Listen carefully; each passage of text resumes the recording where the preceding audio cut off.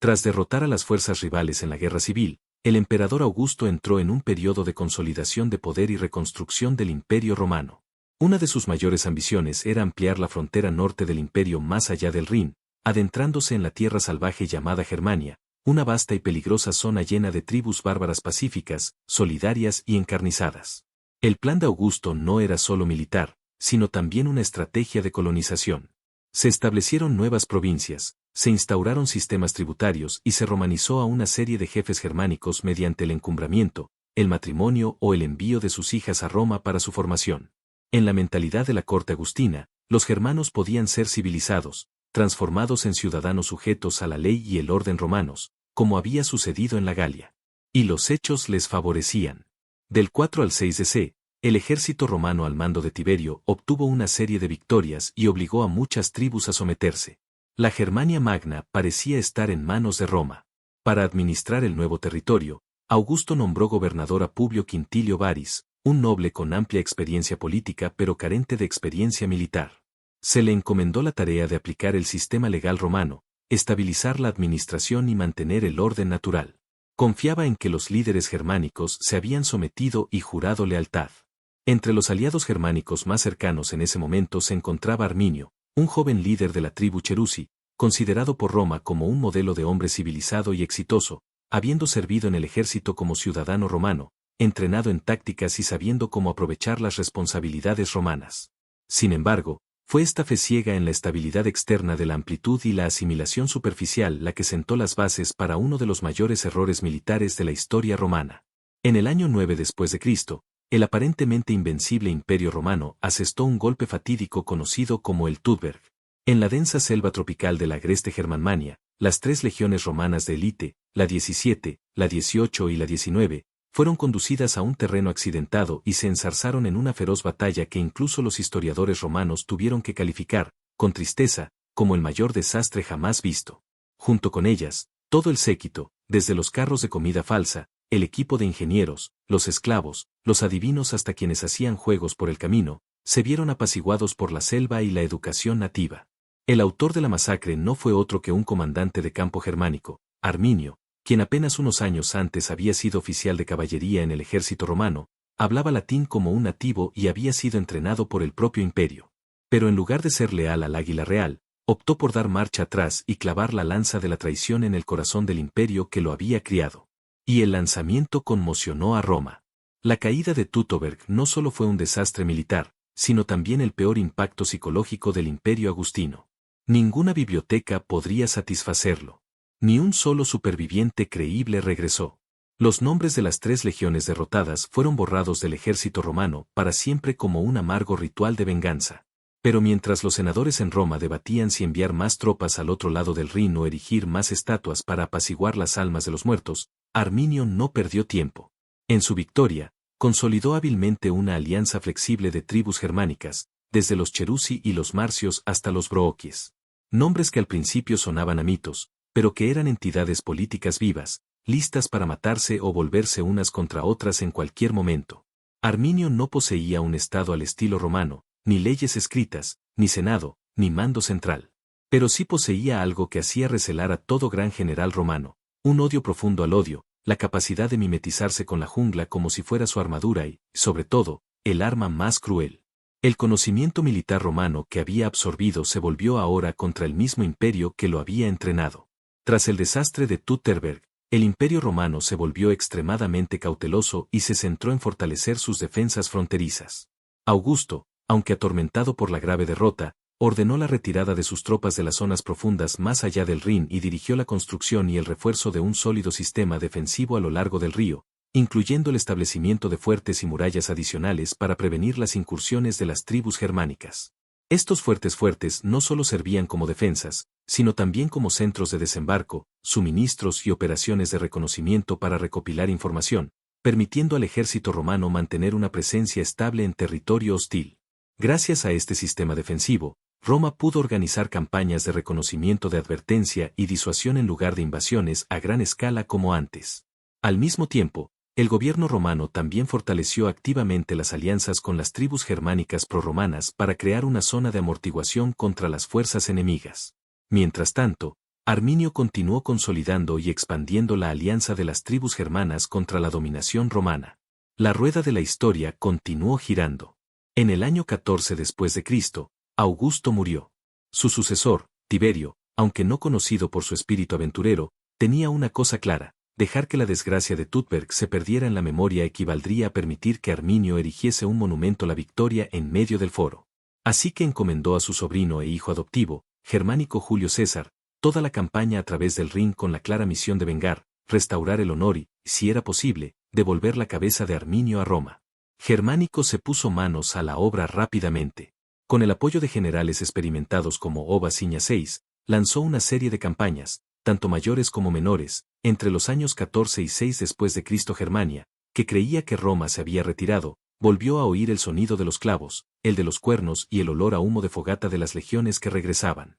Pero esta vez, Arminio ya no era un emboscador solitario. Se había convertido en un símbolo, un fantasma y, sobre todo, un maestro de la resistencia asimétrica en los pantanos y bosques. Es en este contexto que muchas pistas arqueológicas modernas comienzan a arrojar nueva luz sobre los acontecimientos posteriores a Tutberg. Las excavaciones en Kalk, previamente asociadas con la emboscada de Veris y ahora consideradas por algunos estudiosos como los restos de una contraofensiva de Germánico, muestran que Arminio continuó cosechando éxitos notables en emboscadas en el año 15 después de Cristo. El descubrimiento de un antiguo camino de madera en la cercana Bramsire, que data del año 15 d.C., resalta aún más la ferocidad de la lucha posterior a Tutberg y demuestra que la campaña de Germánico no fue fácil, ni siquiera bajo el pretexto de la venganza. Tras el devastador golpe en Tutberg, el Imperio Romano no se embarcó en una venganza ciega, sino en una serie de campañas cuidadosamente calculadas, tanto militares como psicológicas. Entre los generales bajo el mando de Germánico, Olus Caecina Severis fue una figura particularmente notable. Es gobernador de alto rango de Germania Inferior. Era experimentado, experto en el terreno accidentado y en la mentalidad guerrera germánica, a la vez salvaje e incierta. La estrategia romana ya no consistía en la conquista permanente, que había sido el sueño de Augusto, sino en restablecer su influencia y debilitar la capacidad de las tribus nativas para formar alianzas. Con 3 ejércitos principales, Germánico organizó su campaña en el año 15 después de Cristo con un estilo de pince suave, atacando simultáneamente desde múltiples direcciones, con el objetivo de dividir y perturbar la coordinación entre las tribus germánicas lideradas por Arminio. Caecina comandaba una de las alas más importantes del ejército. Unos 40.000 hombres, incluyendo varias legiones veteranas, entre ellas la Legio Vine Rajax, caballería auxiliar y un nutrido núcleo de técnicos vitales en campañas sobre terrenos difíciles. Su objetivo era penetrar profundamente en las tierras de las tribus marcianas y brooquies para llevar a cabo una campaña ofensiva y defensiva flexible y reabrir los antiguos senderos de madera conocidos como Pontes Longi, puentes largos que cruzaban las peligrosas marismas entre el río Ms y el bosque de Tutberg. Caecina no era un novato. Había luchado en el Uricum, entendía cómo marchar en terreno difícil, y lo más importante, tenía una mentalidad práctica para una campaña en la que los ejércitos debían coordinarse sin perder el ritmo. El objetivo de Caecina era adentrarse en el territorio de Mercy, saqueando, intimidando y creando un movimiento de pince desde el sur, mientras Germánico presionaba desde el norte. El flanco de Caecina era clave en el plan estratégico de cerco de Germánico. Si salía bien, cerraría el centro de la alianza, comandado por Arminio desde el sur, obligando al enemigo a dispersar sus fuerzas o arriesgarse a una confrontación en terreno desfavorable. Pero en realidad, fue el terreno lo que empezó a funcionar primero, no las tácticas. Sin embargo, Arminio no se quedó de brazos cruzados esperando ser aplastado. Tras la batalla de Tutberg, no se durmió en los laureles, sino que expandió activamente la alianza, reforzó sus ejes de movimiento y, lo más importante, aprendió a combatir a los romanos a su manera, bajo la niebla y entre los robles gigantes. Rápidamente se dio cuenta de que la columna de bagajes, carros, esclavos, artesanos y artilleros de Ciña era un bocado apetitoso.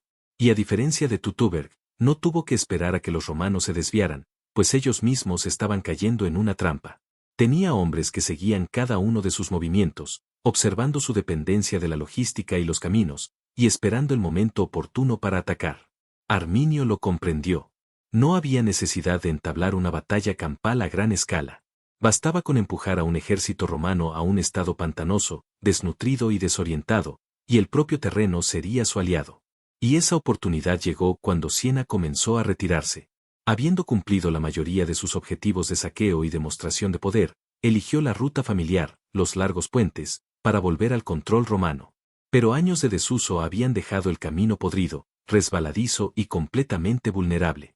Ciña se enfrentaba ahora no solo a un enemigo de carne y hueso, sino también a los duros desafíos de la naturaleza. La tierra del norte de Germania no era amigable. Los pantanos, las vastas marismas que los rodeaban y el largo, frío y húmedo clima otoñal lo hacían todo doblemente difícil. Las lluvias caían incesantemente, empapando las armaduras y armas de los soldados, convirtiendo cada centímetro de suelo en una peligrosa capa de barro resbaladizo. Cada camino, en lugar de ser un punto de apoyo sólido para un movimiento rápido, se convertía en una peligrosa trampa. Los romanos podían resbalar y caer fácilmente, perdiendo su ventaja en el campo de batalla. Pero el peligro no provenía solo de la naturaleza.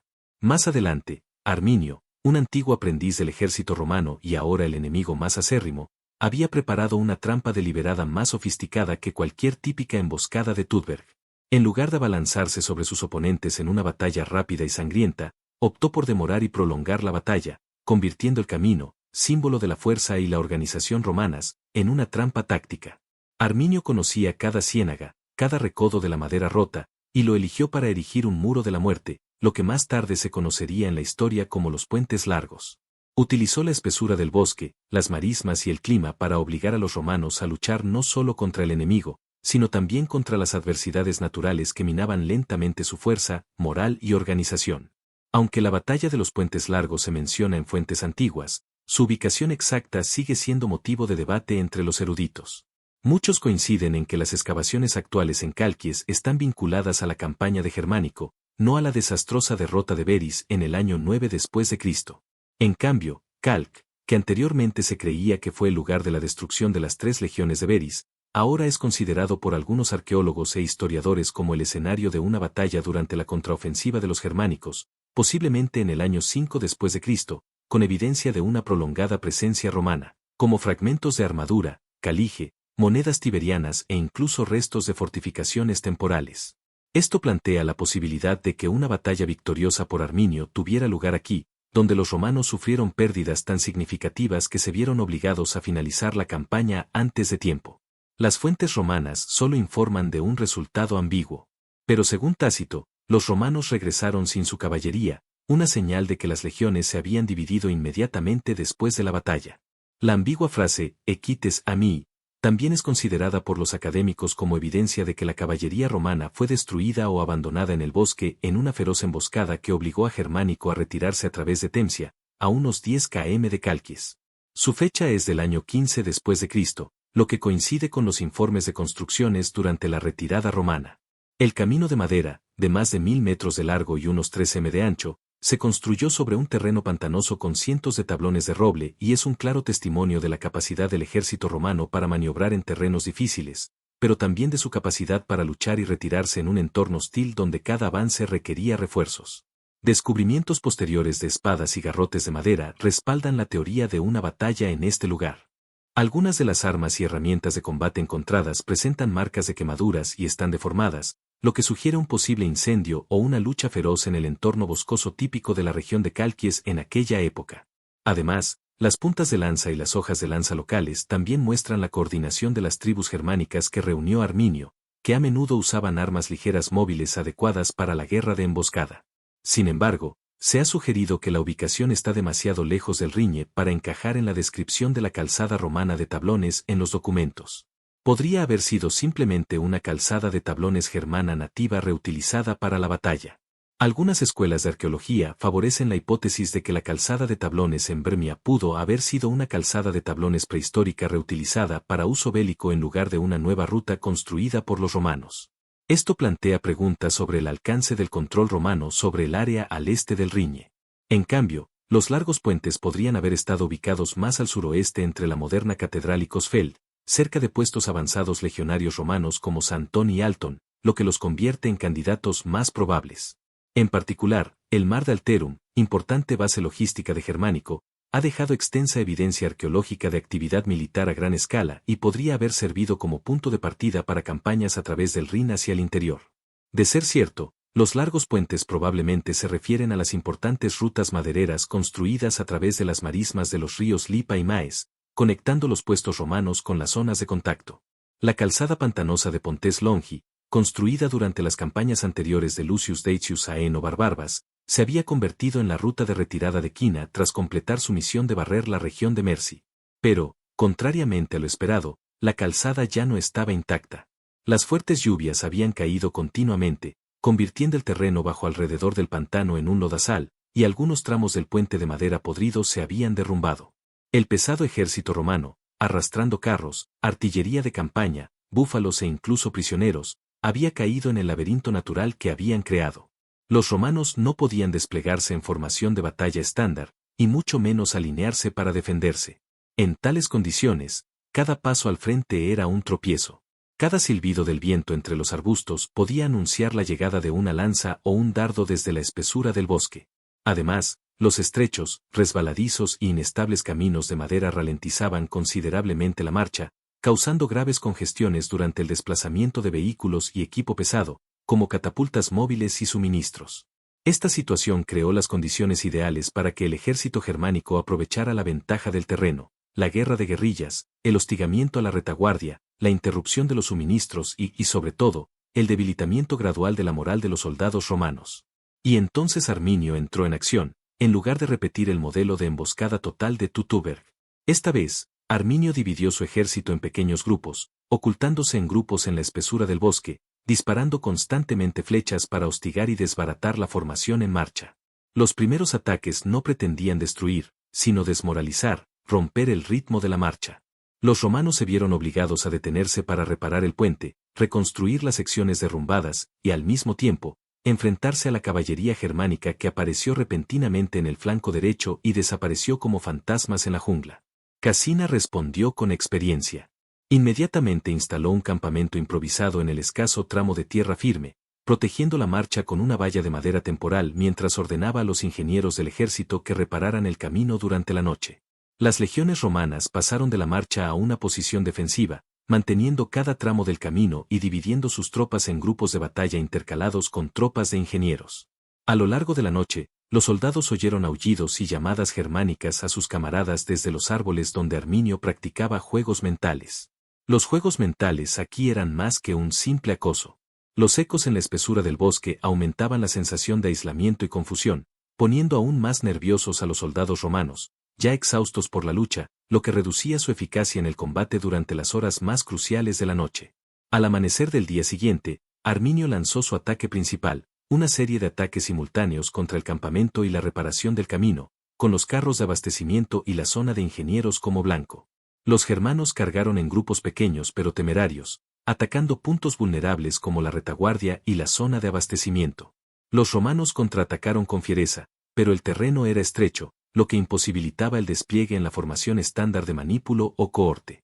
El combate cuerpo a cuerpo se desarrolló en el barro, donde los soldados resbalaron, cayeron hacia atrás y fueron alanceados en el acto. En el caos, las manadas de rayo de la Legio 21, antaño una de las legiones de élite, sufrieron numerosas bajas, especialmente en la retaguardia, donde se protegían los carros de abastecimiento. Sin embargo, Casina mantuvo la calma.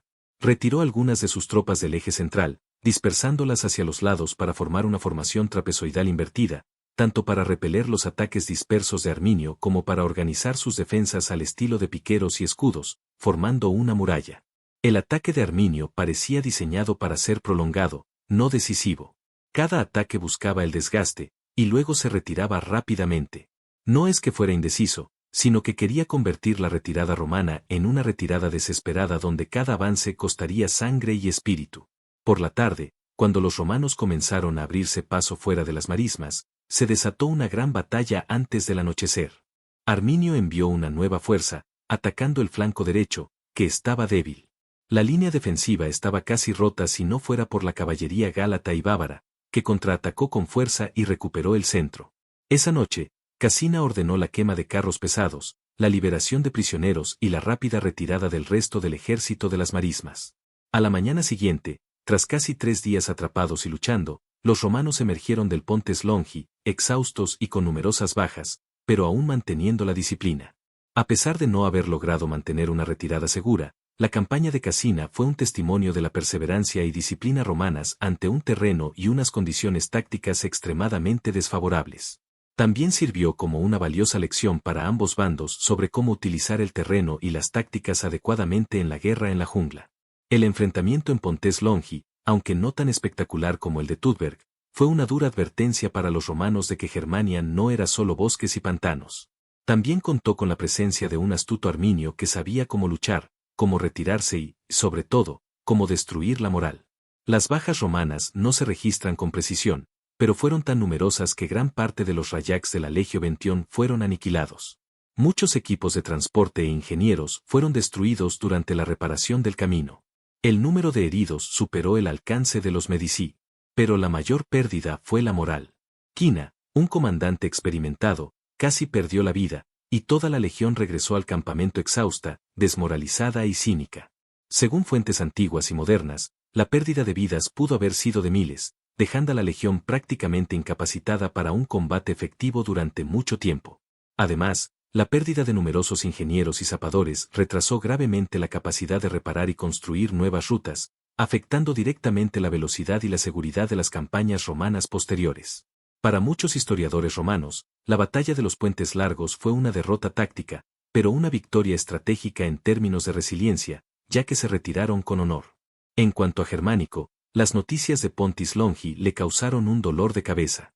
Arminio ya no era un rebelde de poca monta, sino un comandante regional capaz de organizar una guerra de desgaste, conocer el terreno mejor que un mapa romano y, sobre todo, comprender a la perfección la psicología de la población local. Esto obligó a Germánico a reconsiderar toda su estrategia, desde la elección de las rutas de marcha y la forma de proteger la logística hasta el papel de los aliados germánicos prorromanos, como las tribus betavias y chaouchi. Se esperaba que Germánico pusiera fin rápidamente a las revueltas aplastando a las fuerzas enemigas.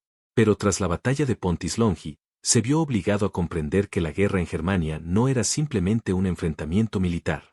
Requería, en cambio, una estrecha coordinación con los aliados locales, mayor inteligencia y una mayor capacidad operativa, factores que los romanos habían descuidado previamente. Además, la derrota en Pontes Longi obligó a la corte romana, bajo el mando de Tiberio, a reevaluar todas sus conquistas al este del Rin. Esta reticencia dio lugar gradualmente a una mentalidad defensiva pragmática que influyó en la estrategia fronteriza romana durante las décadas siguientes. Desde el fortalecimiento del sistema limes, pasando por la protección de la Galia y la Radia, hasta la minimización de los ataques a gran escala a través del Rin. A la larga, las sucesivas derrotas en Germania, de las cuales Pontes Longi fue un eslabón clave, frustraron el sueño de expansión romana hacia el norte y dejaron una profunda huella en el pensamiento militar romano. La sombra de esa derrota continuó proyectada sobre las dinastías posteriores. Bajo el reinado de Tiberio, padre adoptivo y sucesor de Augusto, este mostró poco interés en continuar sus campañas en Germania. En cambio, optó por retirarse y mantener una postura defensiva, una admisión tácita de que se habían trazado los límites de la expansión. Los escritos de Tácito sugieren que Tiberio consideraba la moderación en la guerra una muestra de sabiduría imperial. Una visión arraigada en las crisis estratégicas que Germánico había enfrentado. Los efectos de la batalla de Pontis Longi continuaron sintiéndose bajo el emperador Dimisión, que reinó del 81 al 96 DC, casi 80 años después de la derrota de Varys en el 9 después de Cristo y unos 70 años después de la campaña de Germánico del 4 al 16 DC. Durante las guerras contra los habladores del 83 al 85 DC, Dimisión inició una serie de campañas punitivas en las profundidades de Germania, pero se retiró rápidamente al comprender los riesgos de avanzar hacia los bosques. Cambió de estrategia construyendo un sistema de limes, líneas defensivas fijas que se extendían desde el Rin hasta el Danubio. Esta fue una clara manifestación de una nueva filosofía militar que consideraba Germania no como una tierra a conquistar, sino como una frontera a bloquear. Esto continuó la política de retirada y defensa desde la época de Tiberio, 14 a 37 DC, lo que demuestra que el fantasma de Pontis Longi aún persistía. Gracias por acompañarnos hasta el final para este análisis detallado de la batalla de los Puentes Largos, donde la tenacidad romana y la astucia de Arminio crearon un enfrentamiento extremadamente emocionante entre bosques y pantanos. Si este video te parece interesante y atractivo, no dudes en darle a me gusta para avisarme que estás disfrutando de estas fascinantes historias históricas.